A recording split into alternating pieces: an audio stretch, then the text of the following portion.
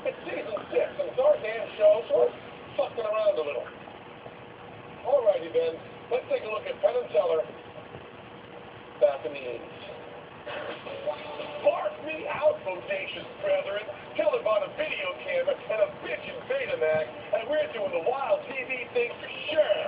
We're going to take you where the action is and find out if what's going on is real or totally bogus. Let's talk about the 80s a little bit, you guys. Good hair, good sex, good fun. I think the 80s was a lighter time. People were maybe a little more carefree in the 80s than they are today. Things were going well, you know. People were making money. We just came out of a recession, and it was just a fun, go-go 80s time. Today, I think kids are watching iPods, computers. Nobody goes outside and plays anymore. They're kind of themselves. For themselves? Hey, that's you, baby! Or would you rather go outside and play? Hey, there's that totally bomb-diggity DJ! I'm back, you guys. Did you miss me? My job on this earth is to keep the 80s alive and the new millennium. My name is Jeremy Bluff. I guess you could say I'm a self-proclaimed 1980s music junkie. We like him! He's proud of being a poser! I have a 2000 CD collection. It's all 80s artists. I just paid $80 for a Bonnie Tyler CD. And my Bonnie Tyler CD collection is complete. Dude! We should have warned you! Bouncing and beer together is a cheap high, but only if you can stay away from the mall. I think we all in our personal lives feel some sense of nostalgia for some part of our past. Likely in horror, sociology professor, from university. We can be nostalgic about something, but do we act upon that nostalgia? I think that's where things can get really interesting. In 1987, I there was a middle school dance in my school, and I knew all the moves to Janet Jackson's Nasty. When the song came on, I danced all the choreography, and then the kids made fun of me for the rest of my high school career. I was called a fag and gay. So 1987 was the year my life changed. Sounds heinous, dude! But we're confused. Are you trying to remember what life was like before that night? Or are you reliving that painful moment as often as possible?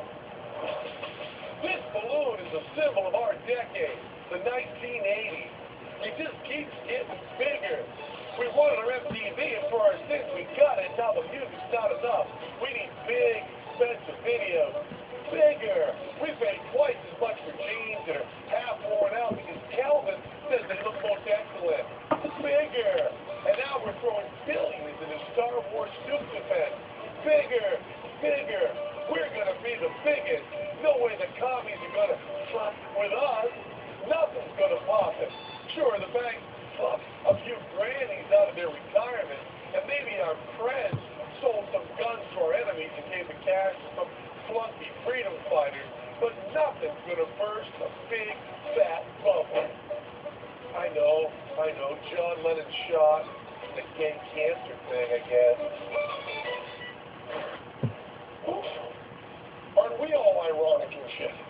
Hey, everyone goes to a pinko stage. So let's change the channel and look at our show in the 50s. We were actually pretty hip there, right, John?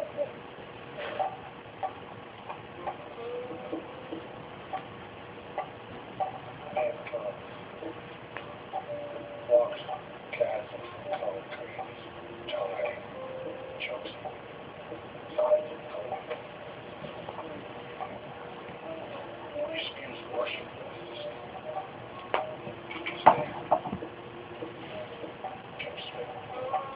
I've watched each episode of Leave It to Beaver at least 50 times. Now, given that there are 234 shows, multiply that times, at least 50. That's a lot of Leave It to Beaver. It's fast, it's a red rag. At least you get to Beaver. This is probably too square because